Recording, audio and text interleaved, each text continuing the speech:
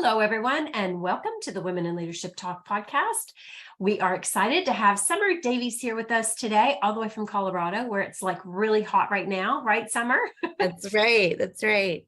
Awesome. Well, we're thrilled to have you. So thanks so much for joining us. And we want to thank our audience for joining us. We know you have a choice as to what podcast you listen to. And today we're going to be talking about micromanagement, which I think is a hot topic. And a lot of people kind of cringe when they hear that, that dreaded micromanaging. So I'm excited, Summer, for us to get into that and just get some insight from you on, how we can, how do we see the signs, but how do we also help to shift from being a micromanager? But before we do that, let's talk a little bit about your background and give our audience some context. So Summer is an award-winning leadership development expert. She's got 15 years of experience in cultivating thriving work environments where individuals feel equipped, capable, valued, and connected. And that's a big ask. So good for you, Summer. She was raised in a household that often struggled financially, and Summer grew up in Boulder, Colorado, where she discovered her passion for horses during the 90s. And despite her initial intention to work in the equestrian industry, fate led her to a leadership role early in her career.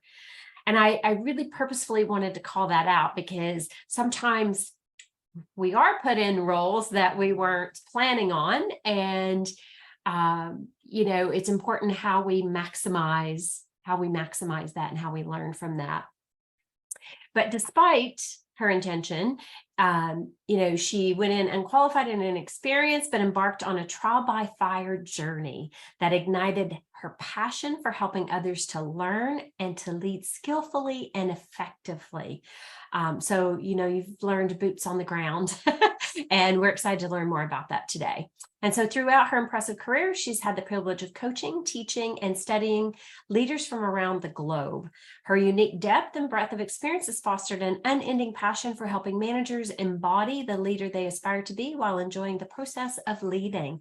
So beautiful, beautiful resume, let's say, Summer, and thanks for joining us. And I always love hearing somebody's story because, when we share our story, that helps other people see that they're not alone, number one, and, how you have that ability to choose and reframe that into something more passionate and purposeful, which is what I hear from you. So do you want to start with just maybe sharing with us a little bit about your background and when you had that epiphany and how that's shifted your life, really? Absolutely. Well, I am so excited to be here. I know this is a fun topic. It's something I find I talk with my clients and with people in leadership about almost every day. So it's pretty front of mind for many folks. Just a little bit about, how I ended up here. The bio is a beautiful way of saying I came from kind of a rugged background and my intention was to breed racehorses. It's not what ended up happening. And at 23, I was offered a job and they wanted me to come in and lead a veterinary hospital. And I was excited about it because I'm an animal person and was kind of connected to my background. So I said yes, not knowing really what I was saying yes to. And I was put in charge of this veterinary hospital. We had tons of veterinarians and vet techs and receptionists. It was a really big operation. And I had no business running this establishment. I had no training or background in leading others. I really didn't have a whole lot of really strong communication skills. I was very, very young. And for quite a while, I was kind of a mess. And working for me was definitely a painful experience in those early days. And over time, what eventually happened is I started to identify that the problem was my skill set and I was going to have to be the one to go and fix it. So this was back in the days when you wanted to fix something, you went to Barnes & Noble and you bought a book about it, which is what I did. I remember those days. It was a long time ago. And what I started to do was just apply some of these very simple principles of how do you lead people? How do you make work be purposeful and meaningful when people come into your establishment every day? And at that early stage, I just kind of thought, well, of course, getting paid should be enough, right? that should be good enough. And the answer obviously is it's not, right? And so it gave me the opportunity to then go on and continue to offer leadership development and deepen my knowledge and experience with that all the way up until I was leading a global organization, looking at leadership development for 140,000 people across the globe. Wow. Which was amazing and such a great opportunity to see the consistency in leadership. Whether you're leading people in Tokyo or in Topeka, there are so many similarities and consistencies in that. It's been just a fun ride to be able to learn and grow and now share those insights. That's amazing. Amazing. And, rocky road, I'm sure. But sometimes those rocky roads are the best learning grounds, right? Because we learn a lot of what's not working and what not to do that helps us become the actual leaders that we want to be. And I love that you're now taking that and gifting that to many others and helping them to be better leaders. So, one of the reasons I thought we would have a really interesting conversation today is to get into micromanagement. We've all seen that in our careers and have been guilty, in my younger days in my own career. But I thought it'd be helpful if we talk about why we think leaders, or I would say more managers, tend to micromanage. And what are some of the signs that you're being micromanaged? Yeah, I would start with the first why, because I think that's a really important place to start. The first place I look to is, where's this coming from and what's causing this behavior? And in my experience, and I've worked with a lot of leaders, I have never ever worked with a single leader who has said to me, gosh, I really hope I'm a micromanager. Like, that is my intention to come into work every day. I'm going to get like all up in my people's business. I'm going to belittle their work if I don't agree with it. I'm not going to create any space for innovation. And I'm just going to really erode trust today. That's my, Nobody says that, right? And yet we see many, many managers with exactly that behavior in the workplace. And so that is really important to remember, that most often micromanagement is an unintentional behavior. And even more importantly, most often it comes from a well-intended place, and that intention is just not matching the impact. So if we back up a little bit further into organizational behavior, very often in organizations, what we do is we promote the strongest technical performer. So if you're the best accountant, there's a good chance they're going to promote you to lead a team of accountants, which is cool. And as far as I know, being the best accountant does not translate to being a good leader in any way, shape, or form. You might have some just natural things that you've picked up through your life experience or something, but those skills that you need to be an effective leader, things like giving feedback, delegating work, growing others, building trust, empathy, all these things you may not have learned in your role. And the things that you were so great at previously as a technical performer may no longer be of value. And so often organizations make the choice to promote somebody based on technical proficiency, and then they don't take the time to help that individual understand, how do you add value now? You added value before by solving problems, having all the answers, all that type of stuff. Now your role is different. And that intentional shift in thinking often gets missed. And if it gets missed at the transition point from individual contributor to a leader of others, it's really hard to catch back up. And so what happens is, you've got these great technical performers who see a problem. Previously, they added value by solving that problem. So they just continue to try to add value the way they did before. And that is not useful. The other reason that can sometimes come up is they genuinely think they're helping. Yeah. They genuinely think giving you the answers, solving the problems, telling you how to do it is helpful, without considering, what does this person actually want or need from me in this moment? What is their commitment to the task? What is their capability in this area? And how do I shift my leadership style to meet their need? So often micromanagement is just an inappropriately placed good intention that ends up creating really negative outcomes. So that's some of why I see micromanagement happen. And I think that that's so important to recognize the good intention behind it, that these are not bad people or mean managers. They're just folks whose intention is not lining up with the impact that they're having. Wow. I love how you describe that. And I think that's so important because you're absolutely right. It's not intentional to do that. And sometimes the amount of stress and pressure also that's on you to be a continued great performer, or the mandates of the organization, like sometimes people think it's easier and faster just to tell people what to do versus spending that time helping them develop critical thinking skills and really unpacking what the problem is and how might be the best way to approach it.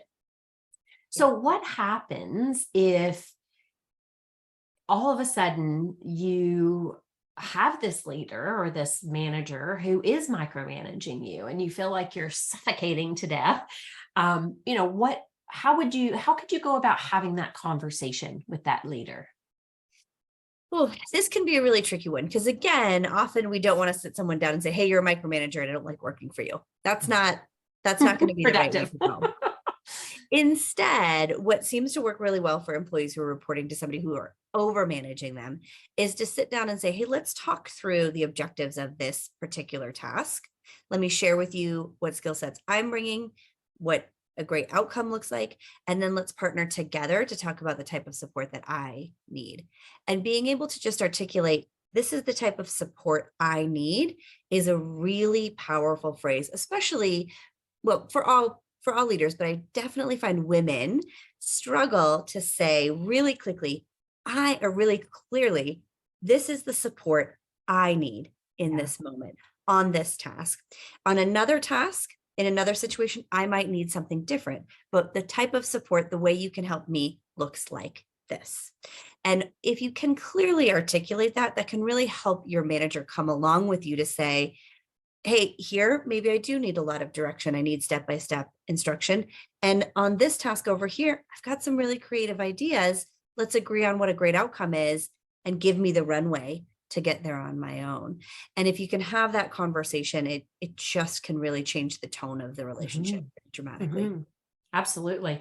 Yeah. Even just the way you frame that, like, I think that creates a space of openness, right? And that approachability to be able to say, without saying you're a micromanager, you're saying you're micromanaging me and I don't need it on this. Mhm. One of the things I want to go back to the micromanager, because I think that that's also a very difficult position for somebody to be in. If when you and like you, I see this often where that solo contributor over excels, and the company's like, "Oh my gosh, they're amazing. We need to replicate them. So let's make them the leader." What about the emotional, um, I don't want to say baggage, but the emotional roller coaster that they go through, when they've been that amazing contributor to all of a sudden they're trying to figure out how do I replicate myself without micromanaging them? So often that conversation just gets entirely skipped. Yeah. So organizations can assume that managers understand, "Hey, what we want you to do is create a team of individuals whose collective output is greater than their individual output and then the individual output you could have made." That's the goal here, right? But then that requires that individual, the new manager, to understand, how do I develop others? How do I build trust? How do I drive collaboration Yeah. amongst a team? All of these skills, which are absolutely learnable skills, if we've missed the conversation of, "Hey, you add value by creating an even more productive unit than you individually by replicating yourself, and this is what that looks like," and so on. If we've missed that conversation, which so often it is missed, then it's very, very hard for that manager to then understand, "Okay, how do I do that? What skills do I need?" And the really big struggle is, and this sounds a little bit like it's a fire, and in my mind, it often is a fire in an organization, but most people don't see it. You really only have a short window when those neural pathways are brand new. That person is in that new role, they're building the behaviors, they're trying to get it right out of the gate. And if they don't get development and skill building in those first weeks or months, then the rest of their managerial career is rewiring the neural pathways, which gets into all sorts of nerdy brain science and all that type of stuff. But the important thing I'm to totally know into that, Summer. Just is saying. it's really powerful. Yeah. And that's not to say that you can't change those behaviors. You can't help those people, but it is so much easier to do it right at the beginning and help them be successful right out of the gate, even before they get promoted. And organizations are pressed for time, they're pressed for resources, they're pressed for the ability to do those things. So there's lots of good reasons why often that gets missed. And in my mind, as we start looking at what's going on in the war for talent, we start looking at what's going on with the shift in generational workforce, it will become one of the absolute game changers for organizations that are successful in sourcing talent in this new environment and organizations who are not. Yeah. So for so many reasons, it becomes just really critical. Yeah, I already see that happening, that, the companies who invest time, money, resource, energy into developing those emerging leaders, they are much further ahead than those who don't, or those who don't see it, if they're still focused on the way they've always done it, instead of really making that investment. And, people want to work for companies that value them, that, put investment into them, and that they see a pathway to be able to grow. And growing doesn't always mean promotion, right? But growing as an individual, growing as a contributor independently, but also collectively, like all of those pieces are so important. So, one of the things that is a challenge is how to align with that team, right? And I know there's a lot of pros and cons, and maybe we just talk about that a little bit. And what should people be looking out for, right? Like you talked about trust earlier, like that's a big one. And so how do you align without always having to be the yes person, right? Yeah. So if I'm working with a manager, and actually I was just working with a manager who's struggling in this space, and she does not yet recognize that she is micromanaging her team and it's causing problems. And so some of the things that we start to look at are, when you're having conversations, what percentage of the time are you solving someone else's problem? That's a huge red flag. If you've got a manager who starts saying, gosh, I spend so much of my time solving everyone's problems, they just come to me with questions and problems, never solutions. They may do that because they have learned that you will do that for them, and you've eroded the trust in their own ability to solve problems. So that can be a red flag that, hey, we've got some micromanagement going on here. Or we start to see really high turnover numbers. And when people are going away and they do an exit interview, they may say things like, I didn't feel like there was trust on the team. I didn't experience that there was space for diversity of thought on the team. Those types of words, that type of language can be a very strong indicator that you've got a micromanager happening. And so the very first place to start is helping that individual understand, how do they add value? Which we talked about a little bit earlier, and then start giving them some of the skills to be able to identify, how do I want to flex my style? There's very old research that came from situational leadership folks that says that most managers only use one style all of the time. And so that means the majority of people aren't getting what they need. There's also some really recent data that just came out showing that impact of managers who have an inflexibility of style is causing major impacts on the workplace. Gallup just released a state of the workplace study that said only about 23% of people are reporting that they're thriving in the workplace. So when you start looking at some of the statistics and some of that type of data, that can also tell us that we've got a problem going on. Microsoft just released a bunch of really great data. And actually, most people don't know this, but you can get data on how many meetings people are attending and how much time they're spending on Teams. Microsoft can also tell you how much time they're spending multitasking when they're in a Teams meeting. And when you start to see that type of behavior going up, and it's a little bit big brother, and we've got to embrace the power of AI. Lot big brother. For sure. But right? If you're in a meeting with someone, if they're typing on the side, if they're not fully engaged, you don't need the system to tell you that. So helping managers start to identify, oh my gosh, we're spending so much time in meetings rather than doing. We are spending so much time where people, one or two voices are showing up on the Zoom call, and there's a team of 6, right? Those are indications that, gosh, if you equip that manager with collaboration skills, the ability to identify how and when to collaborate, if you equip that manager with just some very basic skills around developing others, totally change the conversation and change the dynamic on the team pretty quickly. Yeah. Yeah. Those are some really important messages that you're sharing. I haven't seen the Microsoft study, but I follow Gallup religiously and read the workplace, surveys that they did. And it's pretty eye-opening when you see the high level of disengagement that there is, and the unhappiness that's happening in the workforce. And so it does beg the question, how do we start to shift that? Right? How do you get people to be more engaged? And you highlighted a couple of things, which I'm a big believer of myself, is building that trust and, really helping individuals understand their contribution is important. So I hear you, I see you, you're valuable, and what you're sharing is valuable. It doesn't always mean we agree on it, but it's how to articulate that. And, from my lens, like the biggest thing I see is that people struggle with their communication, right? And when you were talking about their leadership style, that is a very traditional way of it's like my way or the highway, versus understanding Summer, Vicky, Mary, Susie are all very different individuals. And so I have to approach each of them in a very different way. And what does my style need to be for each of them? And so I think, and you hit on this earlier about the intention and the impact, it's being able to describe how that's impacting me. And I need to understand, what's your intention, right? Are you intending just to tell me what to do and you just want me to execute it?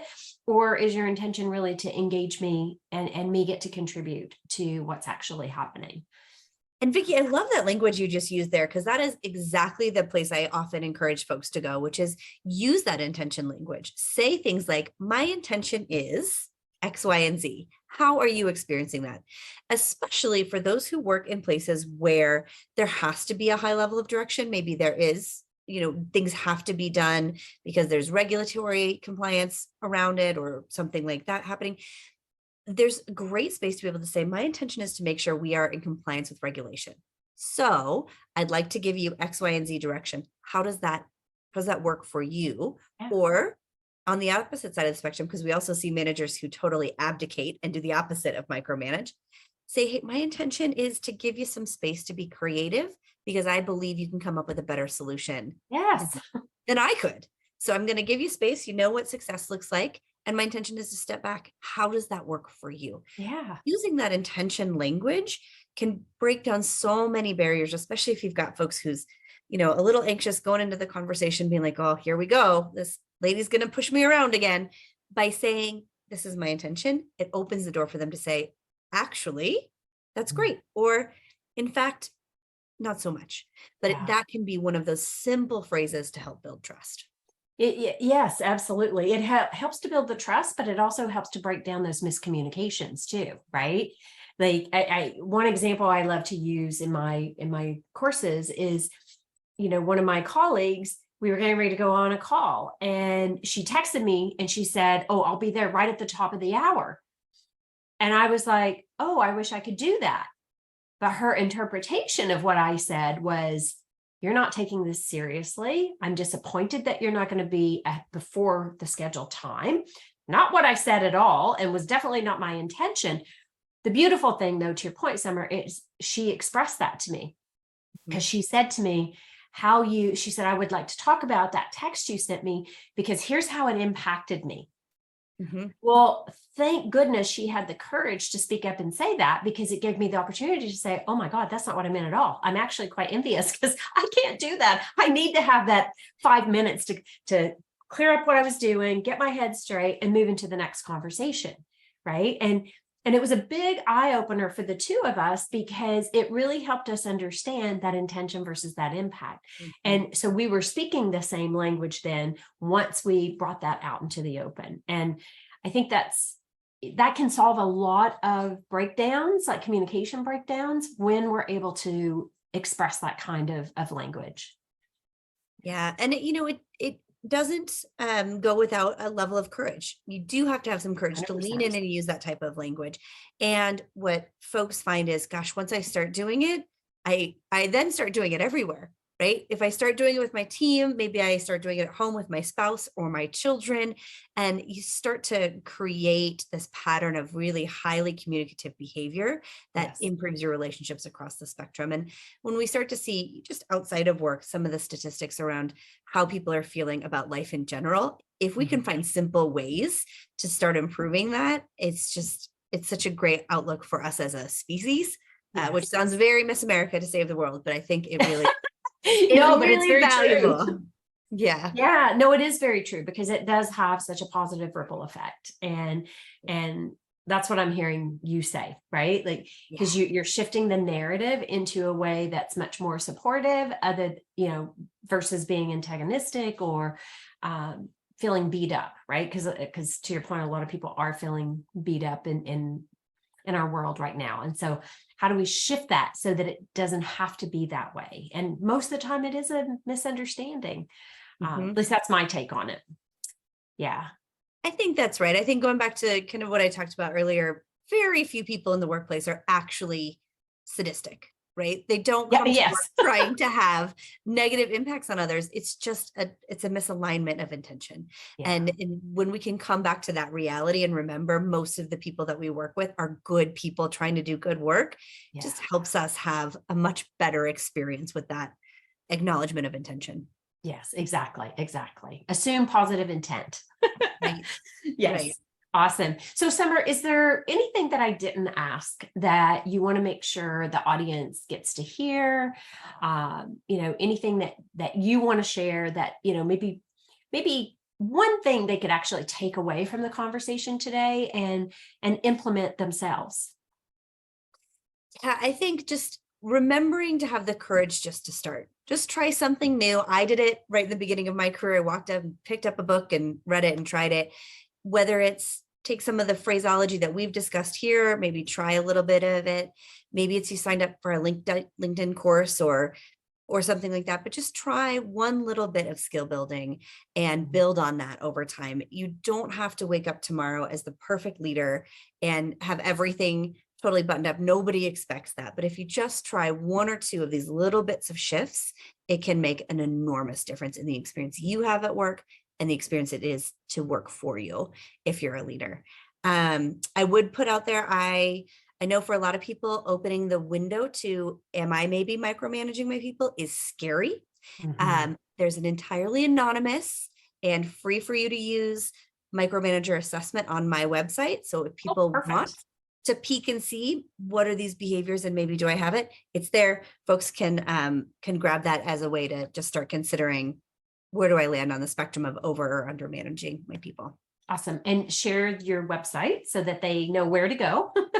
Yeah. And I'll send you a link as well. It's leader-shop.com. And you can find it there. You can also find me on LinkedIn. If you find me on LinkedIn and you want me to send it to you, just connect with me and DM me. Nice. Send it there too. Perfect. I love that. I love that. That's a beautiful offer, audience.